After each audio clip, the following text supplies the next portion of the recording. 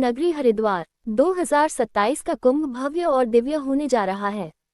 मुख्यमंत्री पुष्कर सिंह धामी के संरक्षकत्व में तैयारियां तेजी से आगे बढ़ रही हैं। इसी कड़ी में आवाहन अखाड़ा ने आज अपने अखाड़े के संगम स्थल और नई बिल्डिंग के सुचारू संचालन को लेकर महत्वपूर्ण बैठक हुई। 2027 कुंभ को लेकर उत्तराखंड सरकार और अखाड़ों की तैयारियां अब अंतिम चरण में पहुंचने लगी हैं। हरिद्वार में आवाहन अखाड़ा ने आज अपनी नई बिल्डिंग और आने वाले कुंभ की व्यवस्थाओं पर खास चर्चा की। आवाहन अखाड़ा के संतों और पदाधिकारियों ने बताया कि मुख्यमंत्री पुष्कर सिंह धामी के मार्गदर्शन और संरक्षण में कुंभ को भव्य और दिव्य बनाने के लिए सभी व्यवस्थाएं बेहतर तरीके से की जा रही हैं। नई बिल्डिंग के सुचारू रूप से संचालन, साधु संतों के आवास, श्रद्धालुओं की सुविधाओं, सुरक्षा व्यवस्था और यातायात प्रबंधन को लेकर विस्तृत विचार विमर्श किया गया। 2027 का कुंभ ऐसा हो जो आने वाली पीढ़ियों के लिए एक आदर्श उदाहरण बने, यही सभी का संकल्प है।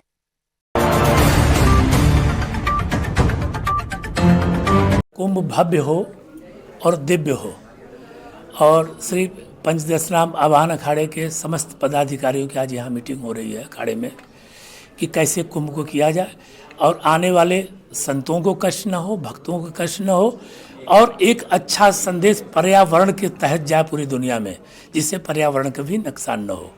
और हम लोग उसी रूप में प्रयास में लगे हैं कि कैसे इस कुंभ को दिव्य 2027 को बनाया जाए। और जहां अखाड़े खड़े हैं और अखाड़ों के साथ हम सब खड़े हैं, उसमें हमारे जो अध्यक्ष जी हैं अखाड़ा परिषद के अरविंद पुरी जी महाराज और मनसादेवी ट्रस्ट के अध्यक्ष हैं, श्री महंत हरिगिरी जी महाराज हैं जूना अखाड़े के, और हमारे श्री महंत और सत्यगिरी जी महामंत्री जी हैं जो आवाहन अखाड़े के। तो सभी लोग एक विचार कर रहे हैं कि बहुत दिव्य रूप से इस कुंभ को किया जाए और किसी को कोई तकलीफ ना हो। कि जो हरिगिरी जी महाराज हैं वो सक्षम हैं और हमारे अखाड़ा परिषद के अध्यक्ष जी रविंद्रपुरी जी महाराज जी सभी लोग सक्षम हैं। वो हमेशा लोगों का प्रयास रहता है कि कोई संत महापुरुष नाराज ना हो। तो व्यक्तिगत तौर पर तो लोग कभी किसी को नाराज़ करना नहीं चाहते हैं, क्योंकि हम आज से नहीं और कई सालों से उन लोगों के स्वभाव को जानता हूं। तो उन जो लोग वो प्रस्ताव रखते हैं तो हमारे आपके हित के लिए रखते हैं, अखाड़े के हित के लिए रखते हैं, संतों के हित के लिए रखते हैं, समाज के हित के लिए रखते हैं और पर्यावरण की शुद्धि के हित के लिए रखते हैं। तो जहाँ अखाड़े हैं वही हम सब खड़े हैं साथ में मिलकर कि कैसे कुंभ को दिव्य बनाया जाए। मंगलम भगवान शंभु मंगलम वृषभध्वजम मंगलम पार्वतीनाथम मंगलाय तनोहरः। अखाड़ों की हर समय कहीं न कहीं कोई कार्य के लिए बैठक हुआ करती है। आज जो हरिद्वार में हमारी बैठक हुई वो बैठक अखाड़े की गतिविधियों को देखते हुए उसके कारण हुआ। और हमारी जो नई बिल्डिंग है, प्रथम विषय यही रहा कि नई बिल्डिंग है उसको कैसे सुचारू रूप से चलाया जाए, कैसे उसकी व्यवस्था हो। इसीलिए उसकी जो भी थोड़ी वो टूट फूट पेंटिंग पेंटिंग है वो डेंटिंग पेंटिंग हो। और उसके बाद में सभी हमारे अखाड़े के गणमान्य लोग उस बिल्डिंग की देखरेख में सभी का सहयोग रहे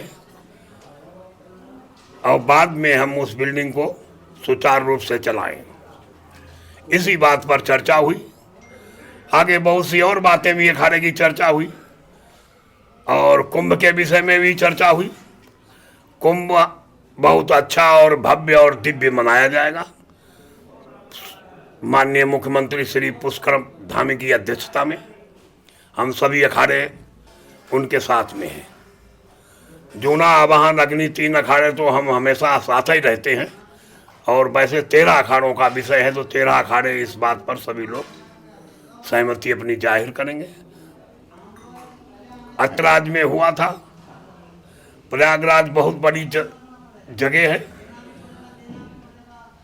तो प्रत्यक्ष में वहाँ दिखाई पड़ता है कि कुंभ है। कुंभ की मान्यता 4 जगह है जो चारों जगह बराबर ही होती है।